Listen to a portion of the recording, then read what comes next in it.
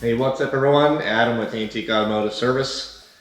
I hope you can see and hear this just fine. I'm using my new GoPro Max video camera and all its little funny things. Never used a GoPro before.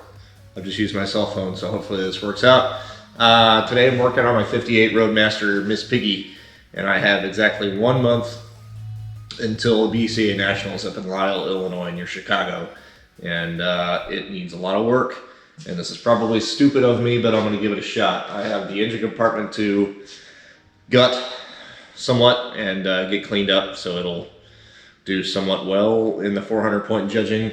I went ahead and entered it into the judging this year to see if I could get something. I really don't know why. It's really not ready for it, but I'm going to do my best to try, and I'm going to take you with me. So let's get started. All right, looking at it closer, there are several things that need to be addressed on this car besides the 6 inches of pollen on the paint. Inside the engine compartment is basically factory original finishes. Nothing has ever been touched, painted, or restored. No, nothing. It's pretty rough. This is going to be my main focus, and I think anything after that is going to be icing on the cake. I do have these pieces, this hood chrome, and the turn signal housings are all supposed to be coming back from chrome sometime soon. I do need to try to polish out the paint best I can. I have a new chrome bar for it for the trunk, and then also trunk material coming for it probably in the next 2 weeks or so, 2-3 weeks. Well, this is basically it. Interior is about as good as it's going to get. Exterior is also about the same. The hood insulation is fair. I may try to get some of that before all of this happens, but I need to make sure I actually have all the parts that I need to make this happen as well. So I'm going to dig in. First thing I like to do is disconnect the battery. It usually is the #1 deal on my list every time. That one's pretty tight already.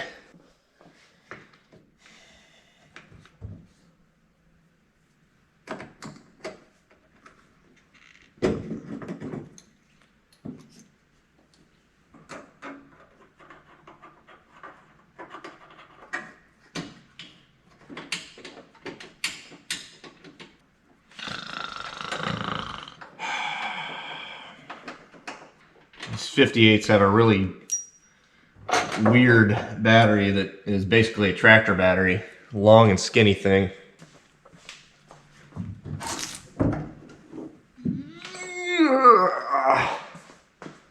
Got to drain the antifreeze on this thing. It is pretty darn full. We've got a drain on this thing down here. If I can get you to see it. There it is there. I've got a big old Harbor Freight pan down here that is gonna catch the garbage. Let's see. Yeah, that needs to turn counterclockwise, but I need something more than my hands to turn that. I don't know what I did to my neck, but it sure does hurt. Just need to get that started.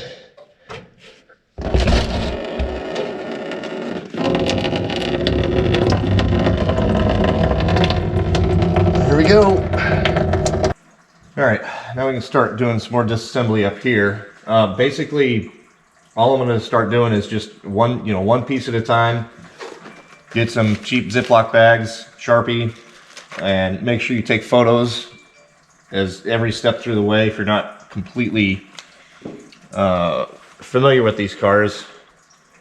Then it's definitely worth taking photos every step of the way before you take a part off, as you take a part off, after it's taken off, and that way if you have a question about where something goes, when it goes back on, then you can run through your photos.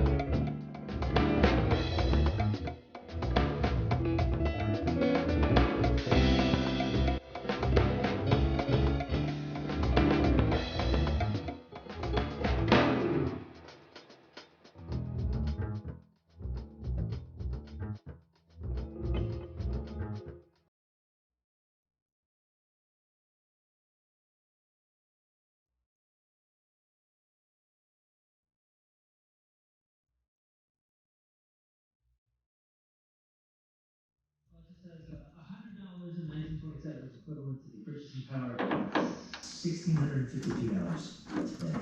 So it's 25,000 times whatever. 4.6 million. Whoa.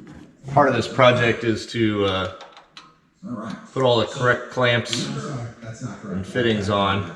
460. These worm drive clamps are not correct. It's supposed to be tower clamps on all heater hoses and radiator So hoses. 1927, Charles Lindbergh does that. 1932, Amelia Earhart took off from Newfoundland, headed for Ireland. She landed in Londonderry 15 hours later, making her the first woman to fly across the Atlantic by herself. Her other trips would not turn out as well. 53 years ago, 1969, four drunken... I'm sure there's still a whole bunch of coolant still Chicago singer in the radiator. Why? Because they thought it was long hair. I'm gonna go ahead and position our Not right. tank down there to catch what is down there. People beat up Peter, Mother, and Cetera. Did they do it as like Looks basically? like I have to get to it from under there. Crews don't love sitting around for hours and hours and hours waiting for the star of the movie to show up. And it also got around town. I mean, people talk. It's a small community. And it made people reluctant to use him. So what they're trying to say is that Amber Heard's Nice. career, it was dead, right? Right, but I mean, where's the relevancy? Whether, I mean, all these guys, entertainment, you're up, you're down, you're this, you're on. They said they built this brand over the last 13 years. They built the brand of being over 10, Yeah. himbos and bimbos, partying, whooping it up. Would you watch it? Now, I'm Hell yes, I would. now I watched the first one, and that was the thing. I would definitely watch it. You are probably the TV representatives. Yeah, I think I was. We would need you to watch. If you watch that video of Snooki and everybody being upset at the end of the video, because they still have a show on MTV, they say, don't forget to watch our show. Blah, blah, blah. Well, what's funny is, you know, we helped build this brand, and just in my head it's, you drank a lot, you passed out, you know. You just have to be careful. Okay, the goal right now is to get this radiator and shroud off, but I want to go ahead and just pull the fan out so I can pull the radiator and the shroud as a unit. This is really difficult to get off, especially on that side, because you can't really get down the side very well with these little bolts that are holding it in place. People know that that's what we want, so this cast is gonna come in, they're gonna go,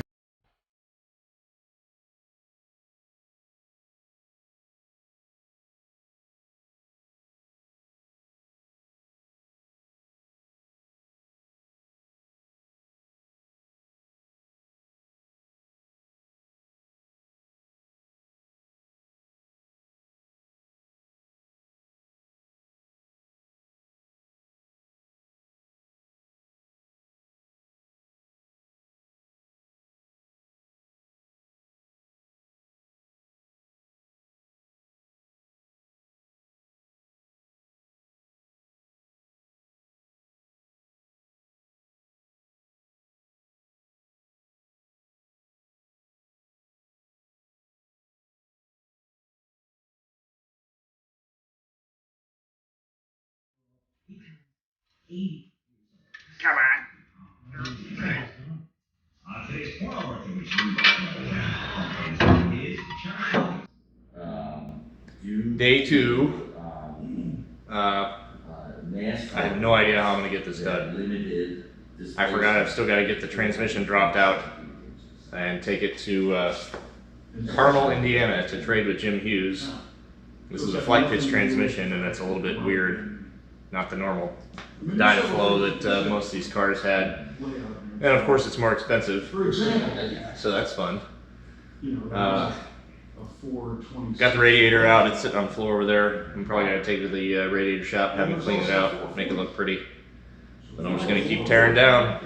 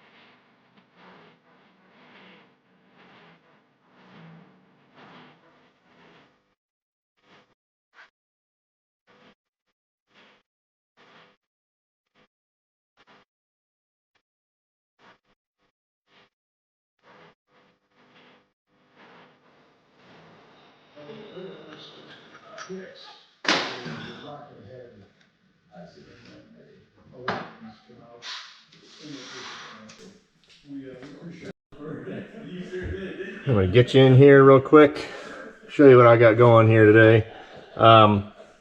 Basically, everything on the front of the engine is gone except for the pulley there. I still need to get the carburetor and all the associated junk that's attached to it off. I want to go ahead and try. I keep opening more cans of worms on this, and I'm not sure how far I want to go with it, but I really want to get most of this stuff off the firewall and do a quick shot of pink reef coral, I think is the name of the paint, and then build forward from that. I'm gonna clean all this black metal up all the way in here. I don't know really what I want to do with that yet, but obviously it is an issue. That side's nice. I do want to look into this exhaust manifold. I still think there's some leak in there that is apparent at startup. It's not a tick or anything, but it's definitely, I think it's a crack or something. But I'm leery of this because the bolts appear to be original and nothing's ever been pulled off of there. And I believe, you know, I'm not sure if the driver's side's been done yet, but the French lock tabs, some of them are bent back out, and I'm wondering if maybe it's been off before, but there are no gaskets on it, which lead me to believe that it's never been off. So, ouch. Those hurt. All right, back at it tomorrow or the next day or something. We'll see how many bolts I can break. Day 437. Back on the 58. Gonna try to break some bolts. Okay, looking down here, I have to get this transmission out like tomorrow, and the dipstick is held onto the exhaust manifold by this bolt here, which is notorious for breaking. This is the one I'm worried about. I'm also worried about the exhaust manifold bolts, but less than this here. I think I can make all these come out, but this one is notorious for breaking, so let's give it a shot. Okay, time to put some heat.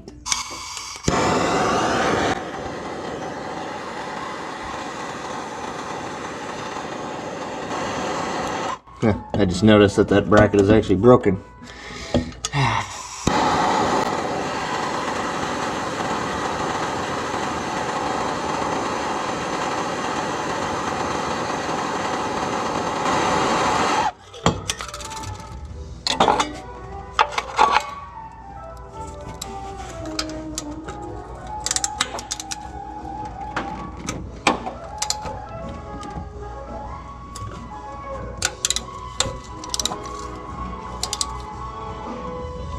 Well, I don't know. Yep, it's no chance. Great. I just hope I can get the exhaust manifold off so I can tap the hole. Now that that's taken care of, looking at the exhaust manifold, it's got something called a French lock on each bolt, and they kind of have to just be pried out. Basically just a little piece of sheet metal that is folded onto one of the sides of the bolt in each location, and they're sometimes can be a real bitch to get done, or you know what I mean. So basically just gotta bend them back out. I'm gonna put a little heat on this easy access bolt here. See what happens.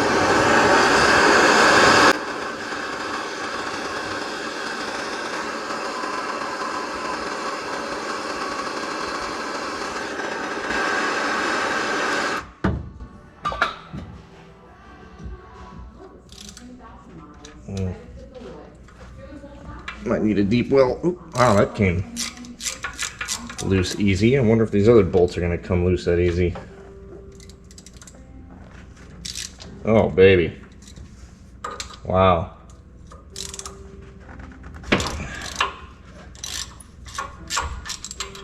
I'm impressed. I might just get lucky.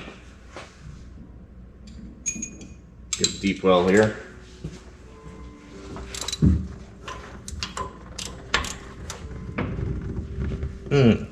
Maybe not. I gotta get rid of these dipsticks. That oil, that's transmission fluid. It's not supposed to be brown. One of the reasons I'm pulling the transmission. The oil doesn't look too bad. But they're both getting changed.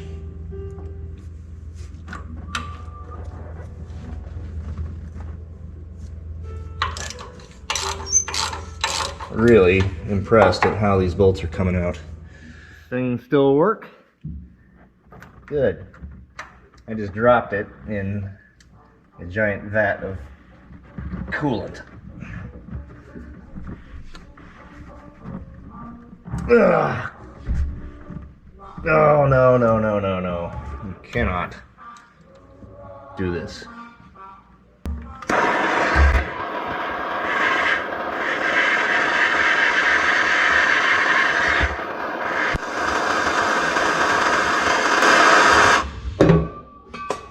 one reason I want to get this manifold off. I don't know if I told you already, but it sounds to me like there's an exhaust leak somewhere. I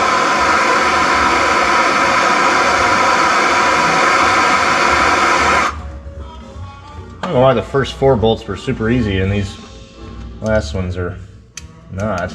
Oh my god. Hope I don't get called out for copyright laws on the music in the background. I guess I can turn it off. I don't know how many people enjoy listening to jazz. Okay.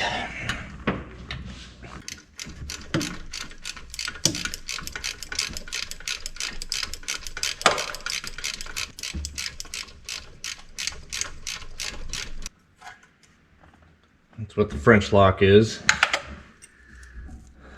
Put the bolt in like that and it should land somewhere in there, and you can bend these tabs over to keep the bolts from backing it back out. In my opinion, not really a necessary evil, but whatever. I'm gonna put new ones on, make it look pretty. I guess if this manifold comes off this easy, I'll try to do the other side as well, just to get clean coating and make them look pretty. Get new bolts for them.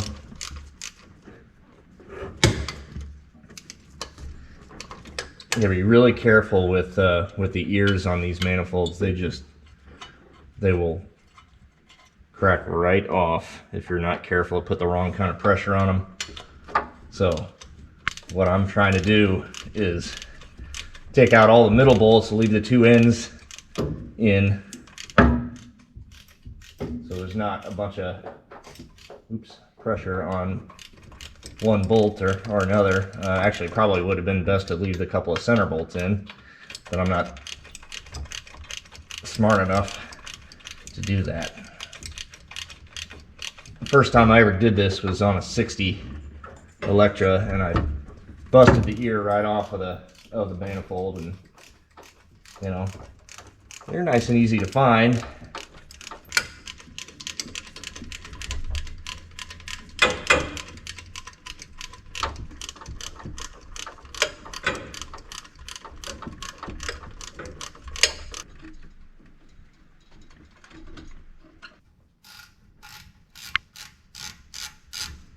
I'm disconnected at the exhaust down there already. It was just 2 bolts and they came off real easy. I've got brand new exhaust on this thing. This was done within the last year. Okay.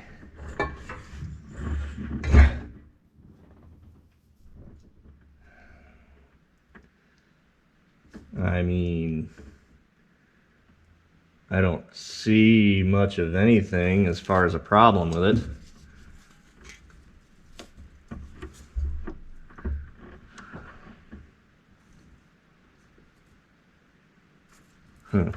Weird. You know, the only thing that I could Band-Aid. The only thing that I see that might have been blowing through is here, but it really doesn't even look like it's, you know, been leaking. Don't know. Here's the, this right here used to be a butterfly right here that was spring loaded with a thermostatic coil, so it would, when the car was cold, it would shut and force air to go up the carburetor and warm it up there. But we don't like those. So we opted to cut this out since this is frozen and forget about it. Yep, Piggy's officially on the lift. Seeing under the car for the first time ever. Put her on the lift today so I can get the transmission out. And do a whole bunch of other stuff to it. I think while I'm down here, I'm going to do the same thing I did to that 59 Polo Pan.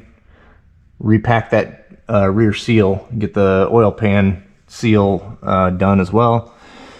And then I'm swapping a completely different transmission, and it's still a flight pitch, but it's a brand new rebuilt all that fun stuff. Try to seal up as many leaks as I can down here.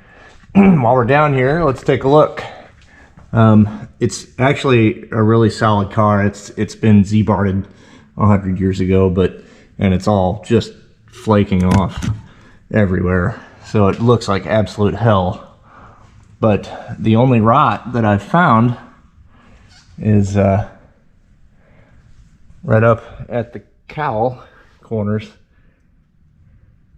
It's hard to see with this GoPro doesn't have great lighting. Yeah, right there where the front fender connects on this side and same on the other side, they're both just rotted. Other than that, it's just a little scaly. But you can see all that undercoating just falling off everywhere. I don't know when that was done, but it's got those Z-Bart plugs in the door jambs too. Guess that's the ground for the gas tank. I get kind of an intermittent signal from the sending unit on that. I'm not really into dealing with that right now. I've got plenty of other stuff on my mind. So yeah, let's see if we can get this thing out. If you're not familiar with the 50s and early 60s Buicks, in order for, well, maybe I guess up to 60 since they went to an open driveline in 61, if you want to get the transmission out, this rear end has to come back about 6 inches. And I had a friend of mine I talked to a couple weeks ago at the GS Nationals that said that I could use a bottle jack between here and the frame rail, but I don't have a bottle jack. So I'm going to go with my method that I know about, which means I have to disconnect a bunch of crap and literally ratchet this rear end back once I get it disconnected from the transmission. So which means also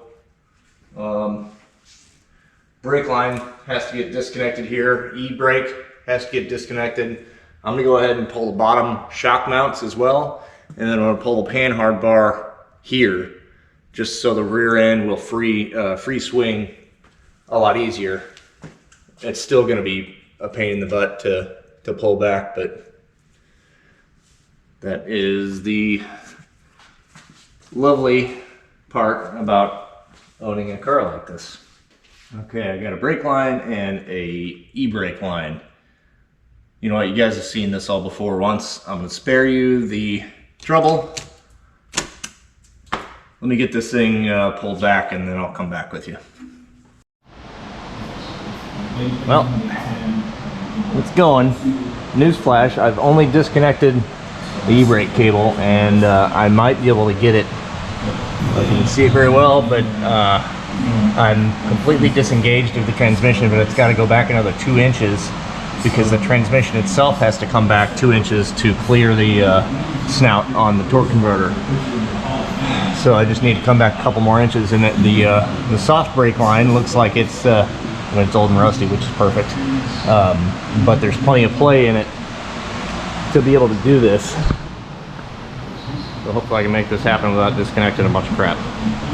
Hallelujah. I think I've got the rear end back far enough to get this transmission down.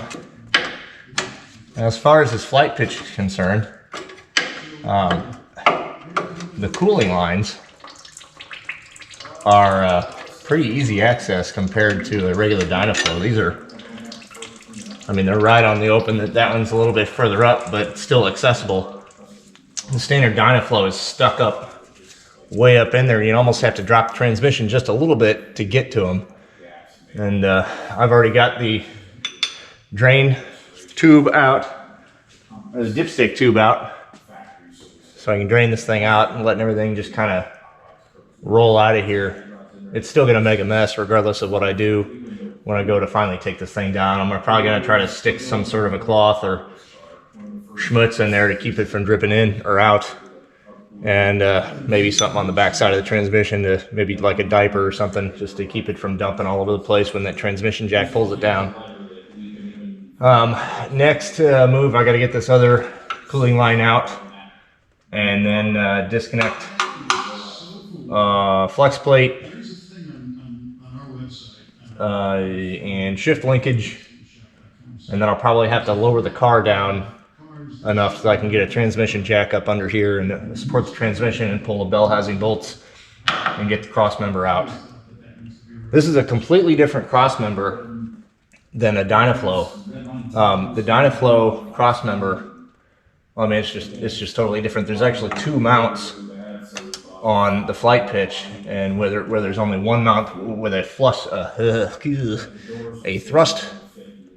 plate, if you will, to keep it from pushing back and forth, and also a mount on top of it. This one just has mounts that face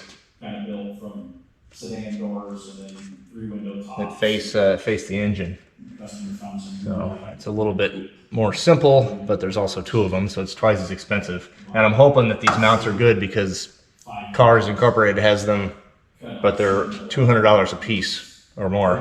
And I'm sure the price goes up every day. It's good times. I'm jumping ahead just a little bit. Actually, I'm not really jumping ahead at all, but once I get the transmission out, the engine is going to have to be supported on the back side, because the only thing that's holding the engine right now is here up front. And if I take the support out of the back, the engine is going to want to fall like this. So if I'm going to do this oil pan, I'm going to do it while it's still connected to the transmission. So I think what I'm going to do is get the oil pan off, and then I'm going to go ahead and drop the car down and then pull the transmission out. I can always support the engine with the pan off with some blocks or something, but I want to get the pan off before I start messing around with trying to get the transmission out. And I'm gonna try to leave this up. I don't know if that's gonna work or not, because there's only about inch and a half, 2 inches between here and the center link. And I don't know if that's enough room to get this thing to drop far enough out to go. Otherwise, I'm gonna have to drop at least the idler arm.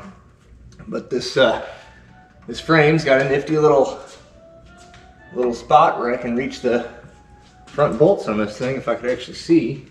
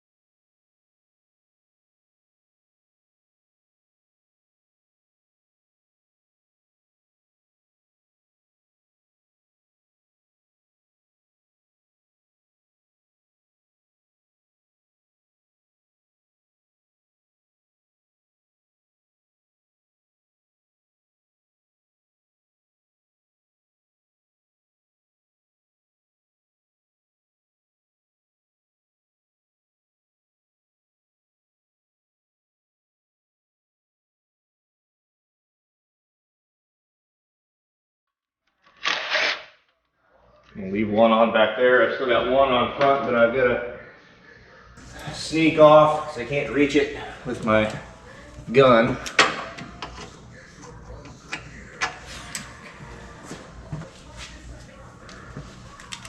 Prepare to get greasy.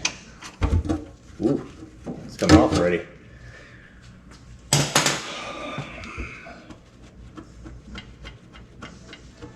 I really hope I don't have to rip this center link out. I've gotten lucky so far with not having to do a whole bunch of stuff that I thought I would have to do on this car. But you just never know. Okay, moment of truth.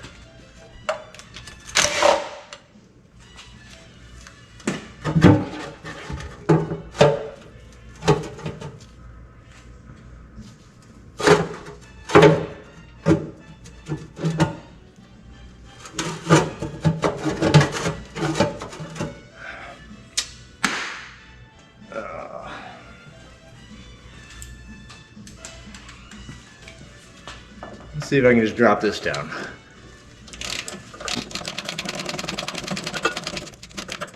That would be nice.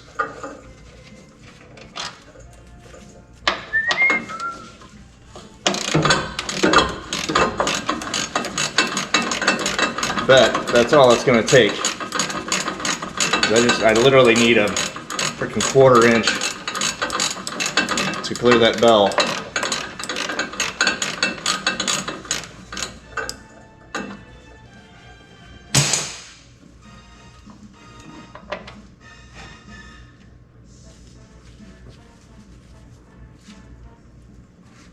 Easy.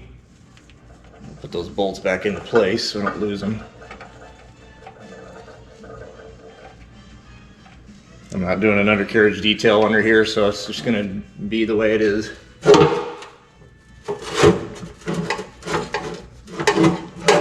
on, there we go. Ha-ha. Huh.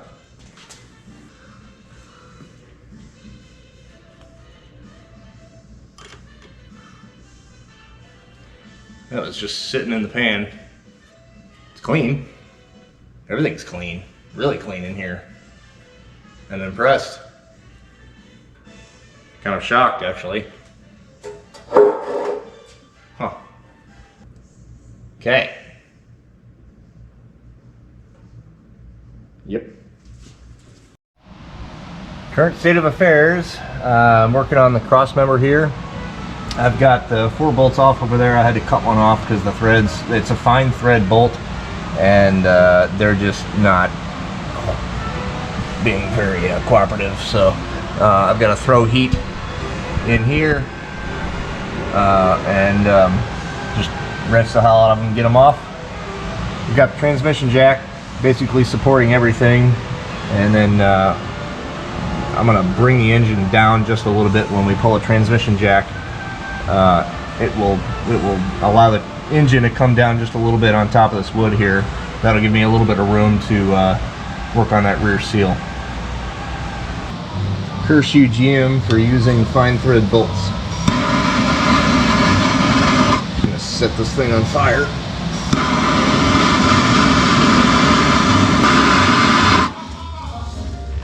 Must be a lot more leaks over on this side. A lot more rusty on the other side. Maybe I'll get lucky with these bolts.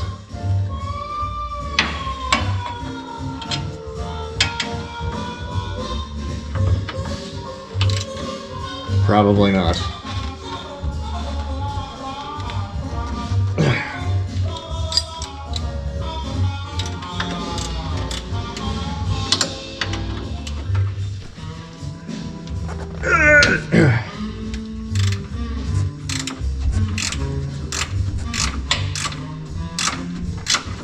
Just because it came loose doesn't mean it's going to come off.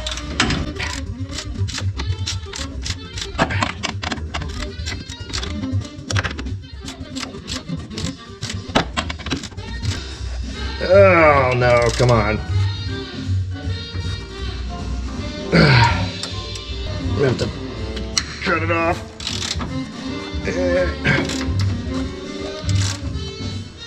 Hope not. It's those last threads that are just trashed. Success. The only problem is the mounts are bad, both of them.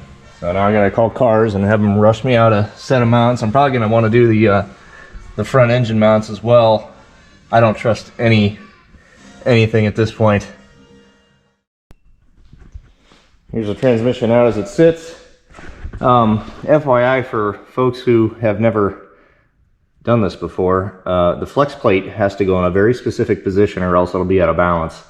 I'm not entirely sure which way it goes, but Jim Hughes has a way of doing it where the transmission that he gives you when it's done has marks, basically register marks where the flex plate is supposed to go, and it only can go one way, and it matches all 3 spots.